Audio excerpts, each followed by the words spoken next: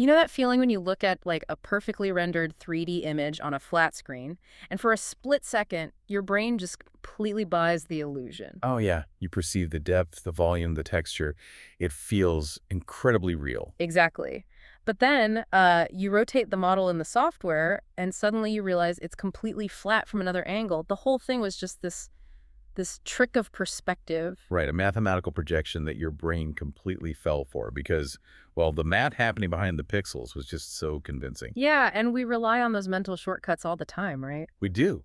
I mean, our visual processing systems are practically begging to construct a three-dimensional reality out of two-dimensional inputs, Yeah. which, leaves us wide open to visual manipulation. Okay, so imagine someone telling you that the greatest physicists of the 20th century, and we are talking Albert Einstein himself here, fell for that exact same kind of optical illusion. It's a huge claim. Right. But they weren't looking at a rendering on a computer monitor. They were looking at the entire universe. Which is just a staggering thing to suggest. Yeah. I mean, saying that the foundational pillars of modern relativity are essentially the result of a bad camera angle, that completely upends how we typically model space, time, and gravity. Welcome to the deep dive. Today we are taking you on a really wild ride into a highly unconventional source. We are analyzing a Japanese blog post with an incredibly provocative title. Oh, the title is amazing. It really is. Translated into English, it reads, Draft. Einstein slacking 145. My explanation was bad, so I'll explain it again, simply. Yeah, and the word simply is doing an enormous amount of heavy lifting in that title. It really is, because reading through this source material, it feels like finding the secret, manic journal of a rogue engineer who has just decided to, rewrite the source code of reality. It definitely has that vibe. The author builds their case using this bizarre but fascinating mix of media. You've got screenshots from Blender, which is an open source 3D modeling program, hand-drawn geometric diagrams, World War II tank metaphors, and the corporate structure of the ancient Chinese Han Dynasty. It is a lot to take in.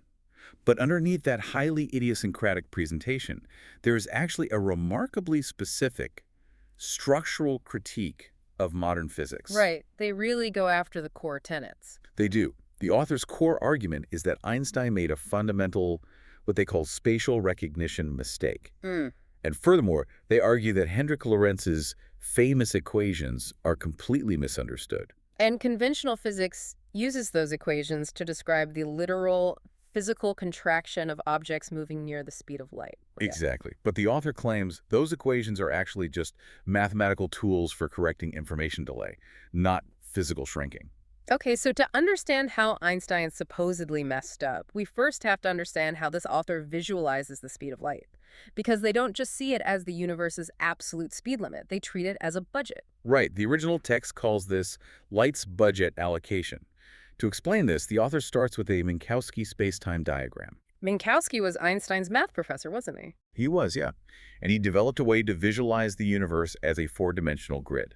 So you have three spatial axes, length, width, and depth, usually labeled X, Y, and Z. And then you have a fourth axis representing time. So it's basically the standard invisible graph paper that physicists use to map out where and when everything happens. Right. And the author suggests we imagine the speed of light, commonly called c, as a strict budget of exactly 1.0 unit per second. Okay. If light is traveling through that three-dimensional Minkowski space, that total speed budget has to be divided among the spatial dimensions it is moving through. It cannot travel at the maximum speed in every direction simultaneously. Wait, okay, think about playing a video game.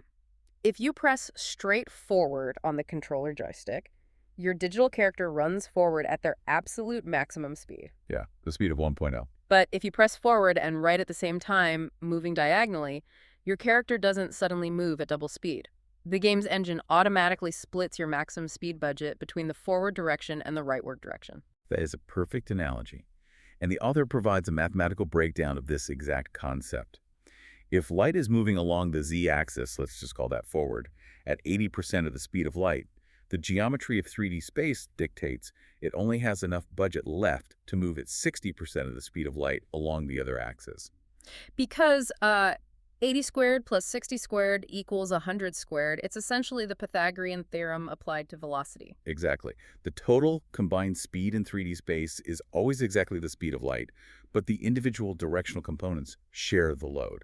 And here's where the author drops their first major bombshell.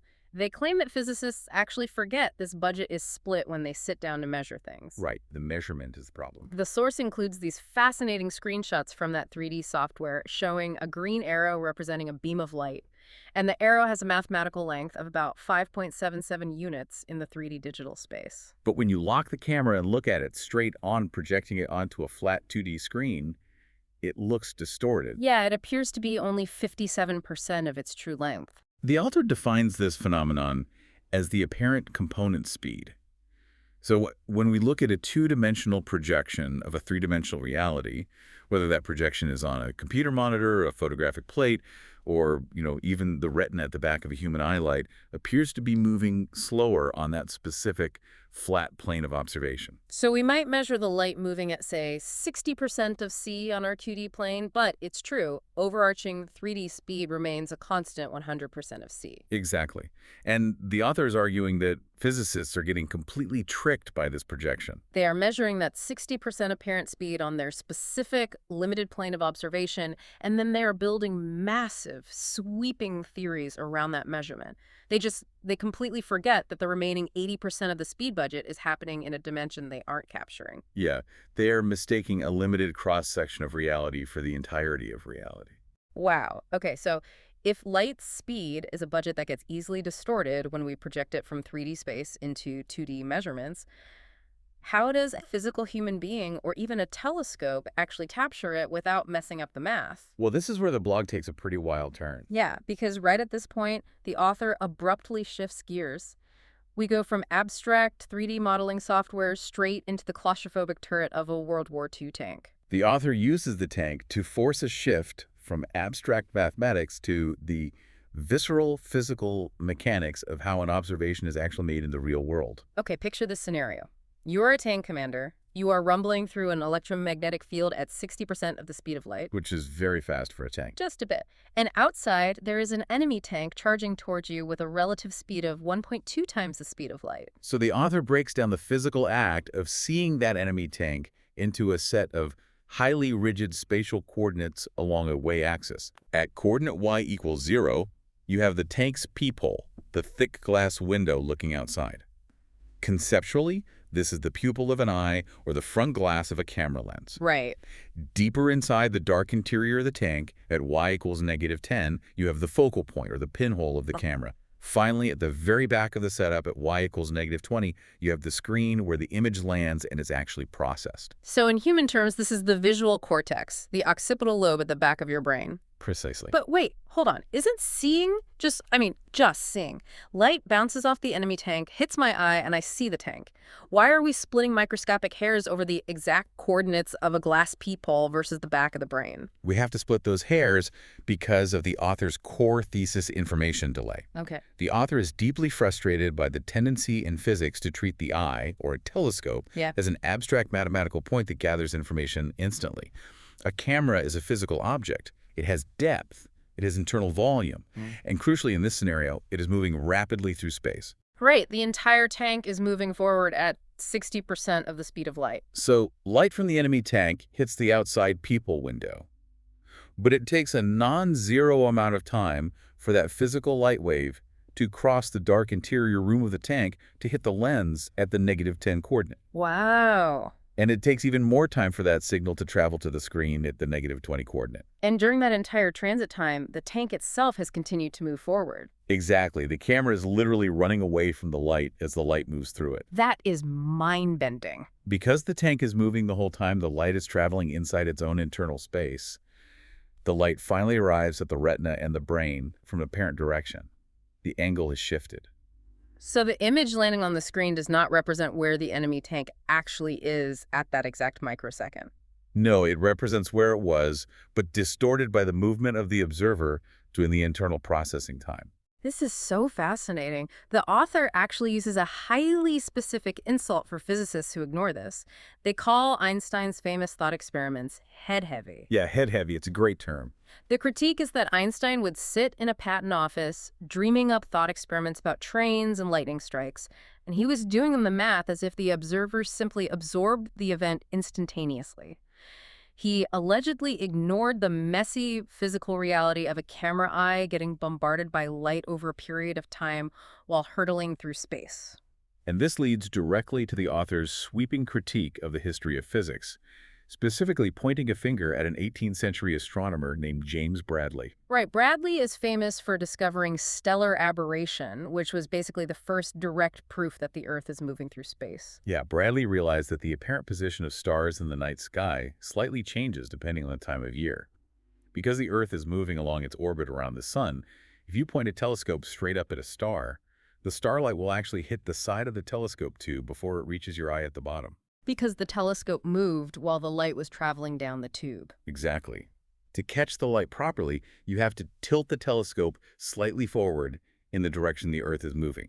It is exactly like having to tilt your umbrella forward when you're walking quickly in a rainstorm so your legs don't get wet. I love that analogy. But our rogue engineer author claims that Bradley, despite discovering this, ultimately failed to understand the full implications. Yeah, according to the source, Bradley treated his telescope and the observatory building it was housed in as pure geometric space. He mapped the angles perfectly on paper, but he failed to account for the fact that the telescope, the building, and the astronomer were physical objects dragging through an electromagnetic field. So he mapped it on paper but forgot the paper was flying through a hurricane. Basically, yes. He didn't apply the concept of information lag to the internal mechanics of the observation itself. Okay, but if every observation has a built-in delay because we're physical objects moving through space, how on earth did the founders of modern relativity miss it? Well, the author's claim is that they didn't just miss it. They actually misinterpreted the resulting optical illusions as fundamental properties of the universe. Wait, what? Yeah. When physicists started measuring things moving near the speed of light, they noticed the math suggested those objects were physically shrinking. This is the famous Lorentz contraction. Traditional physics accepts that a ruler moving near the speed of light actually literally becomes shorter. But if I'm understanding the tank metaphor, the author is saying the ruler isn't shrinking at all. Right. The light carrying the information about the front of the ruler and the light carrying the information about the back of the ruler are hitting our physical moving eyes at slightly different times, which creates a distorted 2D image. Exactly. They took the visual lag in the data and assumed space and time themselves were literally warping. They took an information processing error and enshrined it as the laws of physics. Wow. That is just a staggering accusation against the scientific consensus. But the author doesn't just tear down conventional physics, right? They claim that Hendrik Lorentz, the guy whose name is literally on the Lorentz contraction, actually held the key to fixing this, but history misunderstood him. Yes, the author states explicitly that the Lorentz transformations are not about physical objects shrinking, they are about Lorentz correction. It is a mathematical tool designed to strip away the data lag.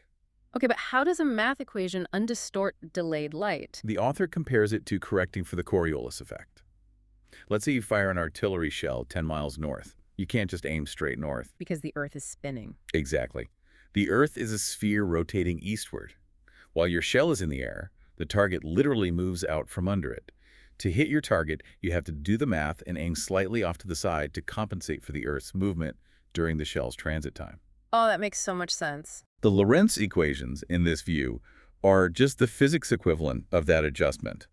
You run the delayed, distorted visual data through the equation to calculate where the object actually was, stripping away the visual delay caused by moving through the electromagnetic field. To build a system that automatically strips out this delay, the author reaches for, honestly, an incredibly unexpected metaphor. We go from 3D blender models to World War II tanks to the corporate structure of the ancient Chinese Han Dynasty. I know, it sounds crazy, but it is a surprisingly robust way of visualizing the flow of data processing. It really works. The author divides the act of observing the universe into 3 distinct roles, based on historical figures from the founding of the Han Dynasty. First, we have Han Xin. He was a brilliant military general. In our physics model, Han Xin represents the camera eye, or the peephole of our moving tank. So Han Xin is like the salesperson out on the front lines. He is out in the field, moving through the messy local coordinate system, getting directly bombarded by the light. He is dealing with the chaos, the different time zones, the delayed flights. He is capturing the raw, distorted data and experiencing those apparent component speeds firsthand. Yeah, he catches the starlight in the tilted telescope, but he doesn't analyze it.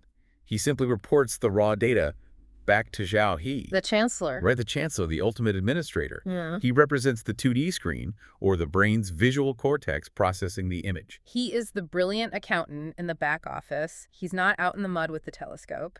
His job is to take all of Hanjin's messy, delayed receipts, the distorted light data, and clean it up.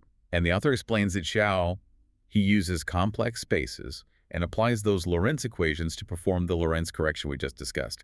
He strips away the information lag. He adjusts for the Coriolis-style rotation of the data. So he cleans the input. Yes, he cleans the input so he can reconstruct a true, perfectly accurate historical map of the 3D world at a specific past time. The accountant takes the weird local currencies and delayed expenses and builds a perfect, pristine spreadsheet of what actually happened last quarter, which leads us to the final figure in the dynasty Liu Bang. The emperor, the ultimate authority. Liu Bang represents the absolute observer. The CEO looking at the finalized, beautifully translated spreadsheet. Exactly. Physically, Liu Bang's body might be riding in the moving tank along with the general and the chancellor. But conceptually, mathematically, he has been elevated. The author states that Liu Bang sits at a static point in Maxwell's global absolute coordinate system. Wait, what exactly is Maxwell's global absolute coordinate system in this context? Think of it as the ultimate stationary grid of the universe. Yeah. James Clerk Maxwell formalized the laws of electromagnetism, and in doing so, implied a stationary background field that light travels through. Conventional relativity discarded this idea, arguing that everything is relative and there is no universal background grid. But this author is bringing it back. The emperor isn't dealing with relative local lag. He is looking at the entire universe mapped out on an objective stationary grid. I mean, this challenges the very bedrock of what we are taught in school. We are taught that Einstein proved Isaac Newton wrong about absolute space and absolute time. Einstein said time is relative depending on how fast you are moving. Well, according to this author, Einstein just tried to be the emperor without hiring the accountant. Oh, wow. Yeah. Einstein looked at the messy, delayed data coming from the field, failed to apply the information lag correction, and falsely assumed that the universe itself was inherently messy and relative. That is wild. The author argues that if you just use mathematical correction to properly translate the visual data, Newton's concept of absolute space and absolute time works perfectly fine in the modern electromagnetic world. So the author's entire blog post is basically a resume. They are trying to act as Zhao He, the ultimate accountant for all of modern physics. Yeah. They are trying to fix the universe's spreadsheet. They really are. They are providing the specific data correction that they believe James Bradley and Albert Einstein missed because they failed to treat the observer as a physical object experiencing transit delay. Let's just take a breath and synthesize the absolute journey we have been on today. We explored a truly radical perspective that attempts to, debug the universe. Debugging the universe, I like that. We started with the concept that the speed of light is a strict budget that gets divided across dimensions, creating optical illusions when we project 3D space onto 2D screens. The trap of apparent component speeds. Exactly. We then put ourselves inside the claustrophobic hull of a moving World War II tank to realize that observation is never instant. We are physical beings, and our instruments have depth. We experience information delay simply because light takes time to travel from the front of a lens to the back of a sensor. The inescapable physical reality of measurement mechanics. And because historical physicists allegedly ignored the reality of that delay, they mistook a data processing error for the literal warping of space-time, creating relativity. Leaving it up to our rogue engineer to use the corporate structure of the Han Dynasty, our general on the front lines, our accountant doing the Lorentz correction, and our emperor reviewing the pristine data to bring back Newtonian absolute space. It is just a sweeping, intensely complex critique of how human beings process the raw data of reality. And even if you aren't a physicist, and even if you completely reject the author's attempt to rewrite Einstein, this source forces a profound reevaluation of how you interact with the world right now. Because if you really sit with these concepts, you realize that everything you see is delayed data. It is a fundamental biological and physical truth. When you look at a person sitting across the kitchen table from you, you are not seeing them exactly in this present unfolding microsecond. You are seeing the light that bounced off their face a fraction of a nanosecond ago. Yep. When you are on a video conference call, You are dealing with literal network lag, trying to piece together a coherent human conversation from fragmented, delayed data packets. Your own brain is constantly playing the role of Xiaohei. It is sitting in the dark back office of your skull, constantly taking delayed inputs from your eyes and ears, running corrections, and trying to stitch together a cohesive now out of older, fragmented information. And taking this blog's premise to its philosophical extreme raises a slightly unsettling question. What's that? It suggests that true instantaneous reality is not something human beings are physically capable of experiencing. Our entire subjective experience of the world is just a mathematical spreadsheet that our brain reconstructs after the events have already occurred. So we are perpetually stuck in the past, constantly catching up to a present that has already moved on. Precisely. The next time you look up at the stars in the night sky, or even just look across the room at a friend, you have to ask yourself, are you seeing the universe as it truly is in this exact moment? Or are you simply staring at the universe's endlessly delayed receipts?